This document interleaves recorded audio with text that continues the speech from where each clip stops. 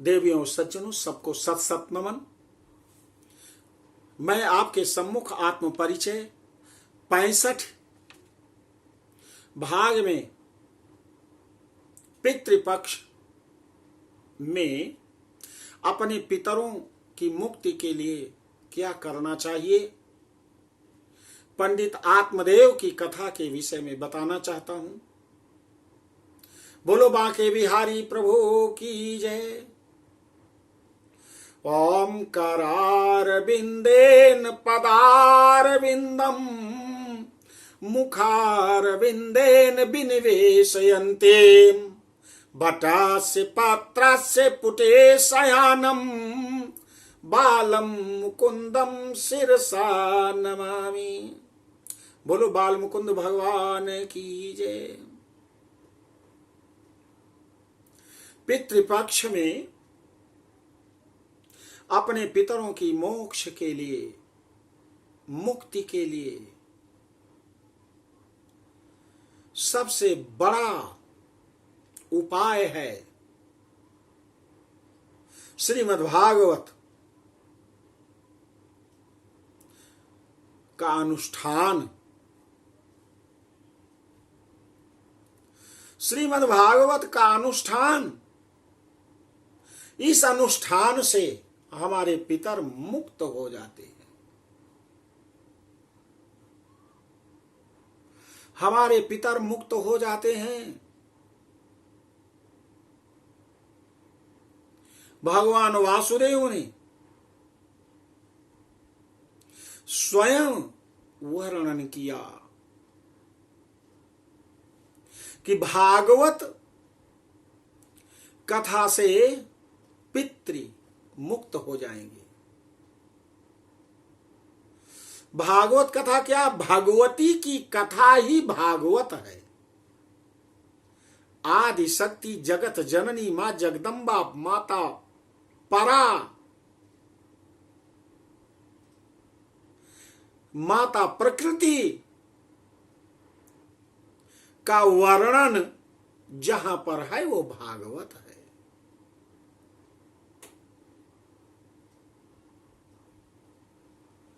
एक बहुत ही तपस्वी और ज्ञानी, चारों वेदों के ज्ञाता ब्राह्मण थे जिनका नाम था आत्मानंद।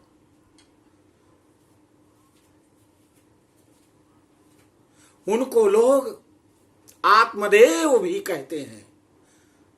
वो अपने में ही आनंदित रहते थे, लेकिन अपने में आनंदित रहने वाला व्यक्ति भी कभी कभी दुखी हो जाता है।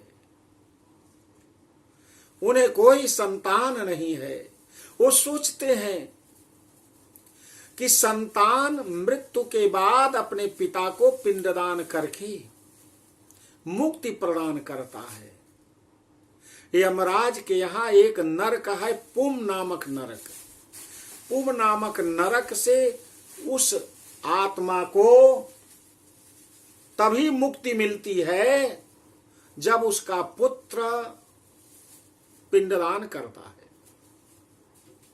बड़े चिंतित है, क्या करें।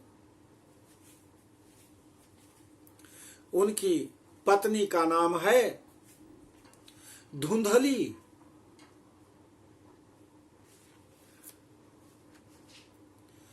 बहुत उपाय किया, यज्ञ तप, लेकिन उनके अकाउंट में संतान है ही नहीं। एक दिन की बात है, बहुत निराश होकर के वो जाते हैं और एक नदी में कूदकर आत्महत्या करना चाहते हैं। उसी समय पीछे से भगवान ही एक संत के रूप में, साधु के रूप में उन्हें कूदने से, आत्महत्या करने से बचा लिया। कहा, महाराज जी, पंडित आत्मदेव, आप आत्महत्या क्यों कर रहे हैं? कहा, आप मेरा नाम जानते? कहा, अवश्य। रोते हुए कहा, भगवान, मुझे कोई संतान नहीं है, मेरा तो नरक ही होगा। मेरे जीवन में मोक्ष नहीं लिखा है, मुक्ति नहीं लिखी है, क्योंकि यदि संतान होती, पुत्र होता तो मुझे पिंडदान करके मुक्ति प्रदान करता, इसलिए मैं दुखी होकर के आत्महत्या करना चाहता हूं।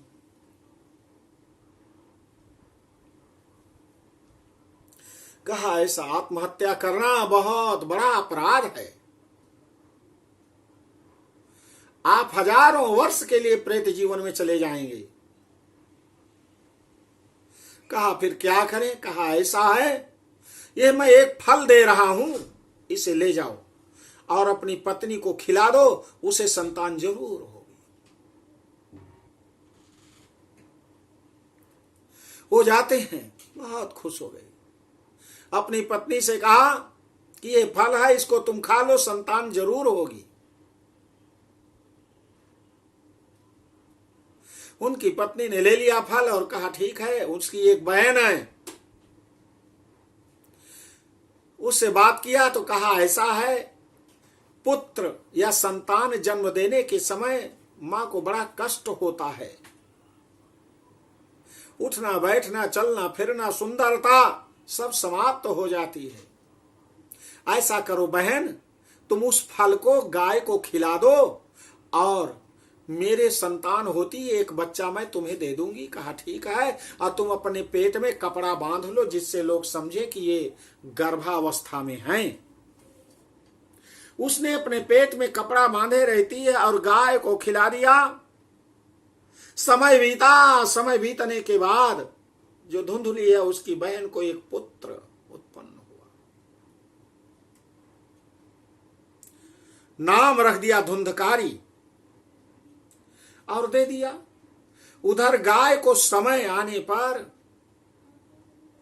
उसे भी संतान एक बच्चा उत्पन्न हुआ, जो मनुष्य का ही बच्चा है और उसके केवल कान गाय की तरह है। उसका नाम पंडित आत्मदेव ने रख दिया गोकर्ण। दोनों धीरे धीरे बड़ा होने लगे। गोकर्ण बड़ा संस्कारी, भगवान पर विश्वास करने वाला, धर्म को अपनाने वाला, और वो धुंधकारी बड़ा ही विलासी, बड़ा दुष्ट प्रकृति का। उसकी दुष्टता को देख करके बड़े चिंतित हुए आत्मदेव। गोकर्ण ने कहा पिताजी आप चिंता मत करिए, आप जाइए तपस्या करिए, ये जीवन है, जैसा जो कर्म करेगा उसी का फल उसको भोगना पड़ेगा। पंडित जी ने जितना जिंदगी भर कमाया हुआ धन था सब उसने धुंधकारी ने उड़ा दिया। इसके बाद चोरियां करने लगा। एक दिन राजा के खजाने का धन चोरी कर लिया और उधर बेश्याओं के साथ रहने लगा। सारा धन ले जा करके बेश्याओं को दे दिया। बेश्याओं ने सोचा कि राजा के विजिलेंस के लोग आएंगे और देखेंगे तो हम लोग पकड़ी जाएंगे और बड़ी दुर्गति होगी, जेल में डाल दी जाएंगी। तो उसने क्या किया, धुंधकारी से कहा ये ठीक नहीं है, इसको लौटाओ। कहा कि चोरी किया लौटाने के लिए। उसकी मां ने भी, धुंधुली ने बहुत समझाया लेकिन नहीं माना। अंत में अपनी माता धुंधुली को उसने मार करके और कुएं में डाल दिया। एक दिन की बात है, उन्होंने उन बेश्याओं से कहा कि देखो ये धन मैं ले आया हूं, इसको तुम्हें लेना है तो लो, नहीं तो कोई बात नहीं। वो बहुत भयभीत हुई। उन्होंने कहा बचने के लिए केवल एक ही उपाय है कि इस धुंधकारी को मार दिया जाए। एक दिन सो रहा है और चारपाई पर रस्सी से बांध दिया। बांधने के बाद आग से जलती हुई लकड़ी ला करके और उसी से मार मार करके उसे मार डाला। मुंह में जलती हुई आग की वो लकड़ी जो है मुंह में डाल दिया। धुंधकारी की अकाल मौत हो गई, भयंकर प्रेत बन गया। उधर गोकर्ण चारों वेदों के विद्वान हो गए। वो तीर्थ यात्रा पर गए हुए हैं। जब घर लौटे तो वो प्रेत कभी शेर के रूप में दहाड़ता है, कभी चित्कार करता है, कभी रोता है। तो गोकर्ण ने कहा, तुम कौन हो? आओ, अपने असली रूप में नहीं आता है। अंत में उन्होंने ओम भूर्भुवः स्वः तत्सवितुर्वरेण्यं भर्गो देवस्य धीमहि धियो यो नः प्रचोदयात् अभिमंत्रित करके जल उसके ऊपर छिड़क दिया। तब वो अपने असली रूप में आया। कहा, भैया, गिड़गिड़ाने लगा, मैं आपका भाई धुंधकारी हूं। पूरी घटना को बताया। कहा, आप ही मुझे उद्धार कर सकते हैं भैया, आप मुझे मोक्ष दिला सकते हैं, प्रेत तत्व से मुक्ति दिलाइए। कहा, क्या उपाय है? कहा, आप भगवती की भागवत कथा मुझे सुना दो, मेरा उद्धार हो जाएगा। गोकर्ण ने अगले दिन से भागवत की कथा के लिए पूरी व्यवस्था किया और 7 गांठ बने हुए बताया था धुंधकारी ने कि उसी पर 7 गांठ का एक बांस गाड़ देना, वहीं पर मैं निवास करूंगा और 7वें दिन मेरी मोक्ष हो जाएगी। मैं सुनूंगा उस कथा को, भागवत की कथा को। गोकर्ण 1 सप्ताह भागवत की कथा का पाठ करते हैं, संस्कृत में पाठ करते हैं, पूर्ण पाठ किया और एक दिन में 1 गांठ क्रैक्ड हो जाती है, दूसरे दिन में दूसरी गांठ फट गई, तीसरे दिन में उस बांस की तीसरी गांठ फटी और चौथे दिन में चौथी गांठ फटी। अब 5वें दिन में 5वीं गांठ क्रैक्ड हो गई और 6ठे दिन में 6ठी और 7वें दिन में 7वीं गांठ जब फट गई, तैसे ही वो निकल करके सुंदर स्वरूप में, क्या कहना, बड़ा सुंदर शरीर उसको मिल गया, यक्ष और गंधर्वों जैसा। और उसने भगवान को प्रणाम किया। गोकर्ण भगवान की जय। गोकर्ण को प्रणाम किया। अब प्रणाम करने के बाद कहा, भैया, आपकी महान कृपा है, अब मुझे आदेश दीजिए, मैं वैकुंठ लोक को जा रहा हूं। और वैकुंठ से सुंदर विमान आया, उस पर बैठ करके धुंधकारी वैकुंठ लोक को चला गया। तो अपने पितरों की मुक्ति के लिए भागवत की कथा का आयोजन करना चाहिए। ध्यान रखना चाहिए कि भागवत की कथा का पूरा पाठ संस्कृत में हो।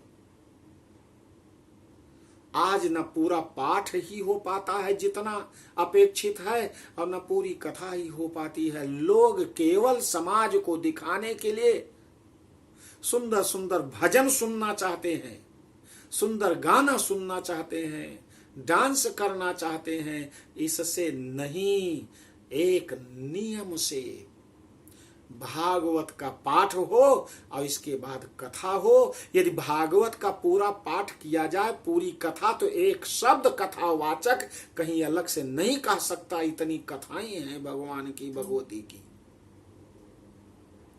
राधा रानी की। राधा रानी ही आदि शक्ति भगवती है। इससे पितृदोष से मुक्ति मिल जाएगी। पितर हमारे मुक्त होकर के आर्यमा देवता के पास जाएंगे, उनसे एप्लीकेशन अपनी संतान पृथ्वी लोक से ले जाएंगे, अपने बच्चों की, उनको धर्म अर्थ काम मोक्ष सब कुछ मिले और हर प्रकार से देवताओं की कृपा प्राप्त हो जाए। तो भागवत की इस कथा को जो भी व्यक्ति पितृपक्ष में सुनता और सुनाता है, पाठ करता और करवाता है, उसके पितर मोक्ष को प्राप्त हो जाते हैं। और पितृदोष से 2 प्रकार का दोष इस समय है, एक पितृदोष, दूसरा वास्तु दोष। वास्तु दोष घर का दोष है, पितृदोष पितरों का दोष है।